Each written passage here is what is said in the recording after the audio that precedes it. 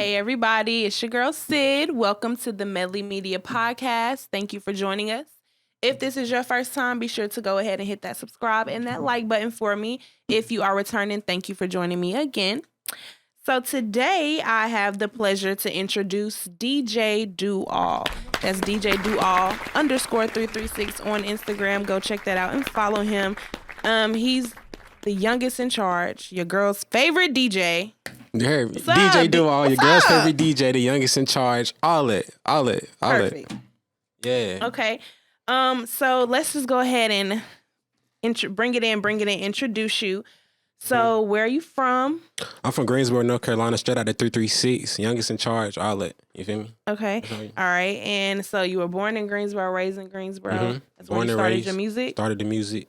Been DJing for 10 years. You feel me? I'm 17. Started when I was 7. Okay. So that's a blessing. Okay. All right. Very good.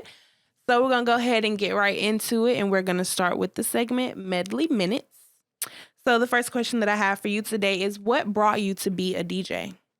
Well, my pops was a DJ. He go by the name of DJ Big Boy for y'all in Greensboro. Shout out DJ Big Boy. Shout out DJ Big Boy, the one that started it all. But yeah, he was a DJ, and like when I was little, I used to go with him to little gigs and stuff, and I just used to watch him, like help him set up, break down, and all that.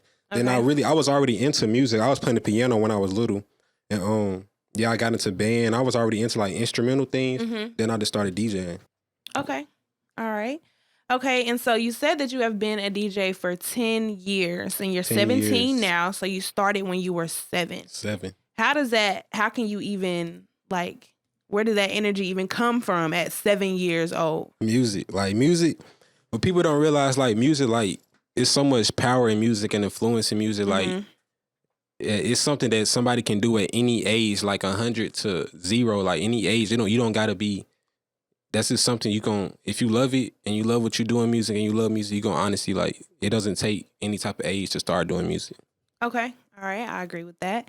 And so what type of DJ are you? Like, because there are different types of DJ. So let's specify, what type of DJ are you? I'm a DJ that's like, so in the DJ world, you got push button DJs, or so to not to be disrespectful, but you got like push button DJs and stuff like that. I'm more like like when I DJ, I'm a DJ. Like I can vibe out like club DJ, all that, but what I'm mainly focused on is like the skill part of it, because like I don't know, like everybody want to be a DJ, but they don't look at it like, they don't put the time and skills in it. Like they don't. It's an art to you. It's an art. It's an art. It's not just playing music just to gain a following or just be in the club DJing and have your name out there. Like I really get into the skill part of DJing, and I need to get back more on it. Lately, I've been focusing on producing lately, but I need to get back on it. Okay. And so when we talk about skills, what certain skills do you need to be a DJ? What skills do you have to work at every single day in order to be a good, productive, known DJ? Everything. You got to work on the just everything. You got to work on like beat matching, scratching, knowing your music from any genre, any era of music, 60s, 70s, 80s, 90s, 2000. You got to know this. You got to know how to watch the crowd when you DJing. Like if you DJing a party, you got to know how to say somebody book you to DJ a show or something, and you get to the show, they didn't tell you what type of people's gonna be there. They didn't tell you the age group or none of that. Right. So you got to know how to breed the crowd on the spot and what to play and what not to play. Okay. All right. And so are you interested in other lanes as a DJ? So when I say that, I mean, would you be a push button DJ? Would you be somebody who made it easier for yourself as a DJ? Never. Okay. DJing is like, people get in the DJ industry, and the push button DJs, I just can't get down with, because let's touch it's on just that. Like you can't call yourself a DJ and you don't put the time, not even the time. People got some people out here that got 10 years in the game, but they didn't really practice or learn their craft. Mm-hmm. So they just out here DJing, and the main DJs like that DJing for little or nothing just to get their name out there, and it's like, it's not worth it. If you're gonna DJ, really don't call yourself a DJ until you got the skills. Like you practiced it and you put your time in it. You can't just call yourself a DJ and ain't, you feel me? That's with anything though. You can't do that. Okay. All right. And so when I hear the word DJ or think about somebody DJing, I think of the word scratching or scratch. Yeah. What is that to you? Are you a scratch DJ? Do you scratch? Yeah, I can scratch. I don't consider myself like a straight scratch DJ because I still got stuff to work on, but I can scratch. If I need to get down, I can get down. Okay. All right. I like the confidence. All right. So why do you appeal to DJing?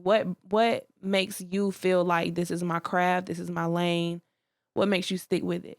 After 10 years, what makes you stick with DJing? Really just the feeling that you get like a rock in the crowd. It might be 5 people there, it might be 100, 500 people there. And just the feeling that you get to be able to control all of those people just through music. Like, that's how much power a DJ has. And that's why you got to really study and look into your craft and really be dedicated to it. Because when you got that much power on the dance floor, don't nobody want to hear no lame DJ.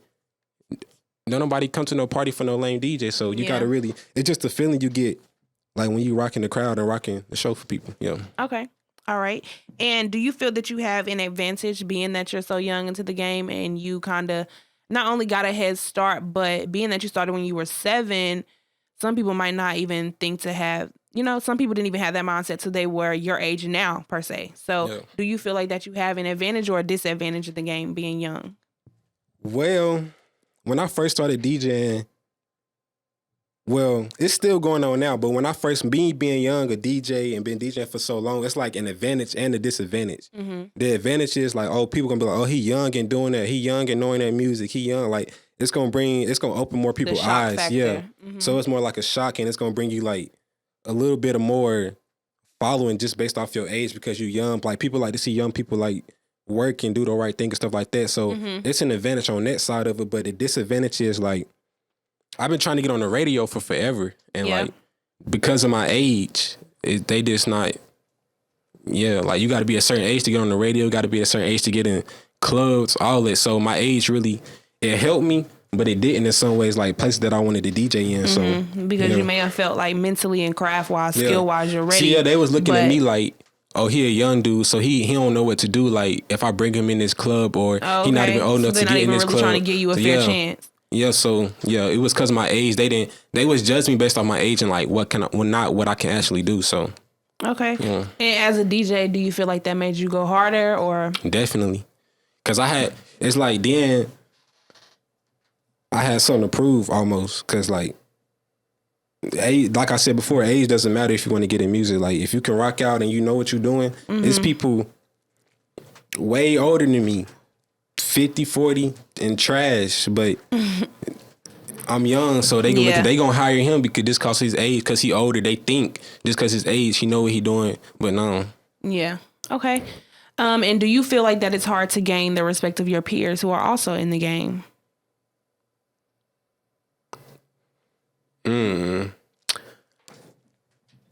It's not hard to gain the respect, but if you give respect, it's gonna be kind of in the way where it should be automatically given back. But like to the OGs in the game, like the old DJs like Kid Capri, Grandmaster Flash, Jazzy Jeff, this all the OGs like that, it's going to be a little more tough because, again, they come from a different era when anybody couldn't be a DJ. So right. Yeah, so it's going to be a little harder to gain their respect based off that. And I'm young, so they're going to be like, oh, he just doing like this is a fad. He not taking it serious. Like, I think that's the main, like going back to the other question you had asked, why the disadvantage of being like a young DJ, just because I'm young, they don't think I'm taking it serious. But like 10 years, like I'm taking it serious. Like, okay, I'm not all right, this is really your craft. Okay, all right, respect to that. And so who is not only your main, but who's your biggest influence? And if these are two different people, you can say that as well. But who's your main and who may be your biggest influence? My biggest DJ influence, I would have to say DJ Ease, that's Young and May DJ. DJ Jazzy Jeff, of course. Kid Capri. That's like the main DJ influences, but like just influences like in general. I don't know. I don't know. Okay. I don't know who's influenced in general.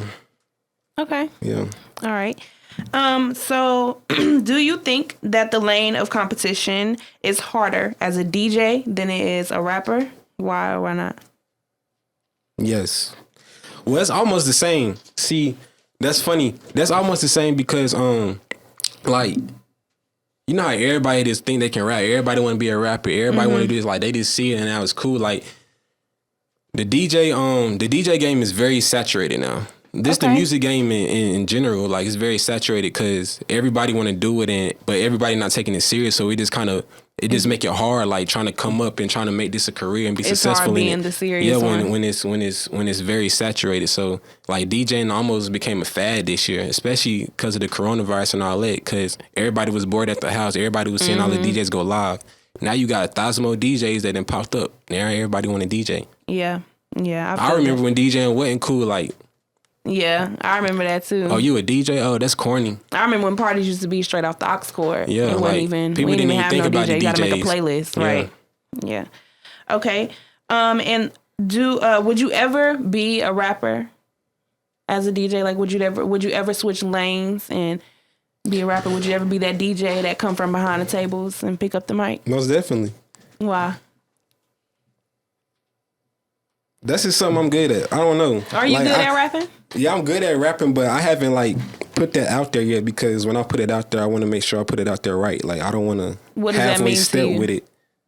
Put it out there right. What you mean? Like, make sure my stuff is up to quality. Like, I just want to drop it right. Make sure I like, as far as promotions and just the whole way, it's like a science when you drop something. You got to make sure like you got to drop it the right time. You got to have like, it got to be a build up to it, and you just can't drop it and then think a whole bunch of people supposed to mess with it. Right. Yeah. Right. Okay. All right. And so I hear that you do like to put a lot of time and effort into your craft. So how much would you say, or how important would you say that practicing is or do you practice as a DJ? And yes. If so, how important is it to your craft? Very important, because if you don't practice being a DJ, you can lose it. You can lose the skills that you gain. And if you don't practice, like, say you're doing a specific scratch and you're trying to learn like how to blend this or how to do this song, anything that you're trying to do, learn as a DJ, and you just do it one time, you finally get it one night, sitting in your room, get it, and you don't practice it till 3 months later, and you think you're supposed to get it because you got it at one time. So you got to constantly practice. It's almost like a sport or anything else. You have to work at it. Yeah. Okay. All right. And so would you work for an artist? Like, would you be a DJ? Like, would you go on concert and on tours with an artist or like a band or something like that? Most definitely. That's like, I wouldn't say it's a dream, but it's something you want to experience for sure. I just want to experience like that many people, like, and you DJing and opening up for artists. Mm-hmm. What artists would you like to open up to? Or for? Or just DJ for, period? You can do the whole concert. Yeah, any artist that want to work, they want me to open up for them, we can work. But like major artists, I say like Lil Baby or The Baby or somebody, like that type of show. That you like, know is gonna be a show lit. That's gonna rock, like that type of show. Okay, all right. And would you do like a rave? Like, do you like? Have you heard of like a rave? Have you ever seen a DJ at a rave? Oh yeah. Yeah, I do a like rave. A field concert. Yeah, excuse me. A rave, yeah, that'll definitely be lit. Because they gonna be turned regardless what song you drop. Yeah. They just ready to jump up and down. Yeah. So yeah, I'll definitely do a rave. I feel like that I brought up a rave, specifically thinking in the mind of a DJ, because you have to constantly mix music and mix different songs because of the atmosphere of a rave or you just like an outdoor concert. And what's gonna get them going. Yeah, you gotta be able know the to. hits. Right. Okay. All right. And I heard you mention like past DJs or just legends in general, like Grandmaster, Jazzy. So do you often reflect on the era of them and implement that into your music? Yes. Sometimes I just go back and like watch old YouTube videos and just see how like they work a crowd, especially with Kid Capri. Like the way Kid Capri works a crowd, like, is crazy. Like he knows what to drop. He know. Like the way I really study the way he read a crowd, because no matter what type of crowd he get, he know like where to go, what era to go, how to play it, when to play it.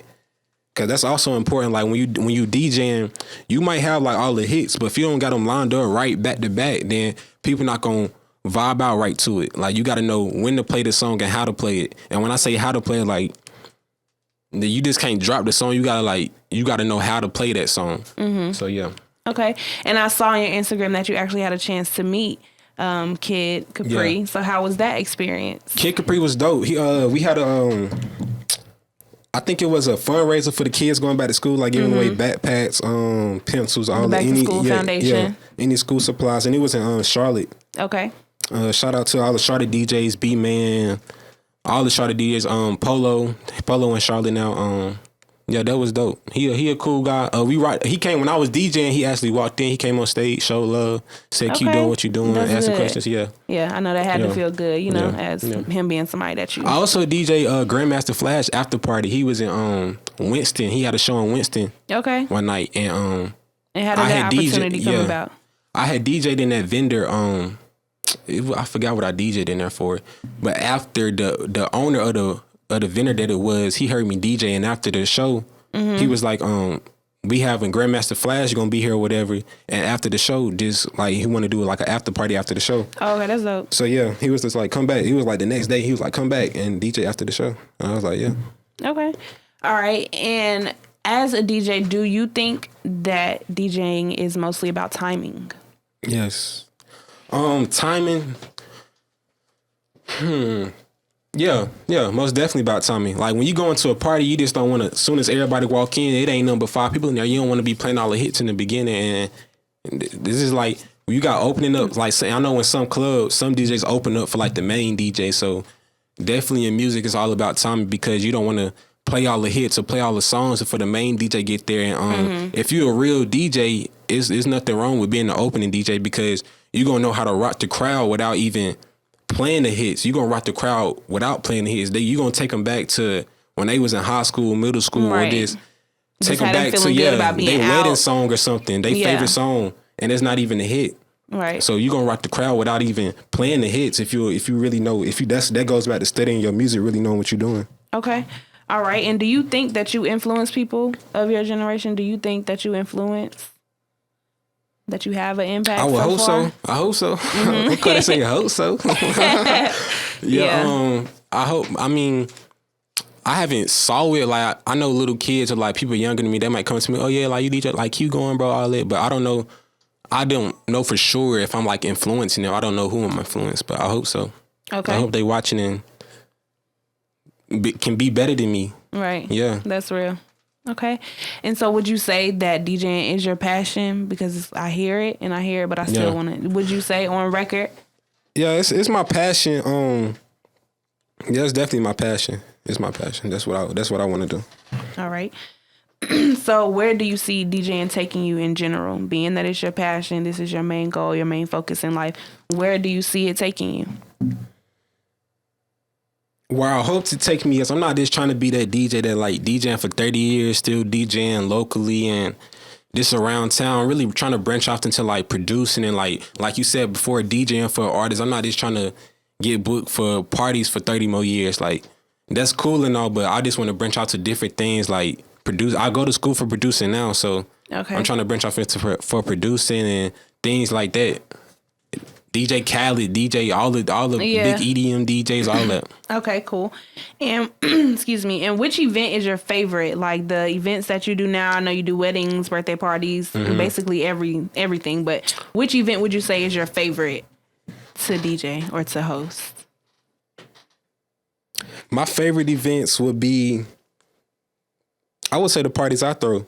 Weddings is cool too, like especially like when young people get married, because like, I don't know, young people just bring a different energy to the wedding. They be ready to dance. They always ready to, it just be cool. Weddings are cool, but really parties that like I get to throw and like orchestrate and stuff like that, them be my favorite parties. Okay. Especially when we get a packed out crowd, that just made me feel like I did something. Okay. So it's about the crowd wave for you. Okay. All right. And how do you practice your craft? I know we kind of touched on this earlier, but what do you do specifically? So when I go into it, like usually before I practice, I have to get something that kind of like motivate me to practice, like be watching somebody or like I'll watch YouTube videos, just be on the Instagram scrolling, like watching music videos and stuff or other DJs perform, and I'll be like, oh dang, like he nice with it, like I'm finna go try to do that, and I just keep doing it all night till I get it. I'll be in my room for like 5-6 hours, door shut, 2:00 in the morning, practicing. All right, so it just really got to come from you. Like, you really kind of got to. Yeah, like if I see something that I want to do, or just like in general, like say like I was DJing an event and I didn't really rock out how I wanted to, or I DJ for a type of.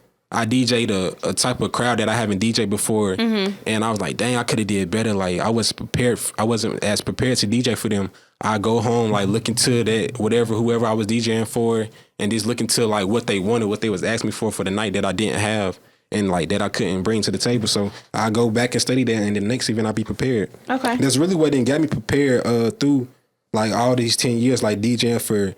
That's why I came up. I had an other DJ name before DJ Duo. We're not gonna get into that. But yeah, that's really what got me got my name DJ Duo, because I told you before I was playing instruments and I was in all other stuff, producing and rapping and all that. Yeah, right. So yeah, that's what got me into the name DJ Duo, because when I finally like seen myself that like no matter what type of crowd or genre I gotta play, no matter what age group, when I seen that I can like rock out with anything, then I was just like, yeah. DJ Duo. DJ Duo. Okay. All right. So what's the most challenging thing about being a DJ? The most challenging thing is I would say dealing with like, I wouldn't say competition. There's a lot of things challenging being DJ. Competition, people, clients, even clients can sometimes give you a little headache, like when they ask for certain stuff, or they just don't get the DJ side of it, like what you got to do to prepare. Like they just ask. They don't understand. Yeah, they don't understand the process of what the DJ has to do for what you asking for. So, especially if they not bringing like, especially clients that like they want the most, but like they want to pay a little or nothing for the most. Like you get what you pay for. So stuff like that. Just it's a lot of things that kind of give you a headache being a DJ, but that just come with the game. Right. Understood.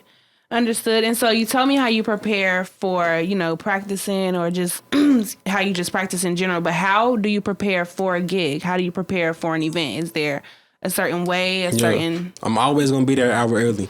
When you book DJ Duo, we gonna sit down somewhere, have a contract ready, sign, read over the contract. Like. Yeah, we gonna tell you, I'm gonna be there an hour early to set up. I'm gonna ask you like, what you want to do with the music, like what type of genre you want to play, the hours and all that. We're going to have all that set at when we meet before you even, weeks, months before the event even is here. So that's kind of the process that I take far as like when I'm doing events and stuff. Okay. And if you could say something to the DJs younger than you, or, the ones that may look up to you and you haven't even noticed yet, if you could say one thing or give them any type of advice on skills, practice, anything, what would you say? Something you wish somebody would have told you when you first started. Humble yourself, and humble yourself, because it's going to take a lot of time, patience. Especially like I was just saying before, the DJ game so saturated right now. Everybody want to be a DJ. Like, just humble yourself and really practice your craft. Practice. Just keep practicing and keep going. Humble yourself. Like, don't just because you see somebody else doing it and see like, oh dang, like they blew up off of that. They got this much following just off of that. Like, I can do that too. Like, you can't. You got to have that mindset in a way, but you also don't. You got to like humble yourself and keep going your path, because everybody got a different path in life. So you just got to humble yourself. Right. My favorite scripture, 1 Peter 5-6. That's humble right. yourself, therefore, under God's mighty hand, he may lift you up in due time.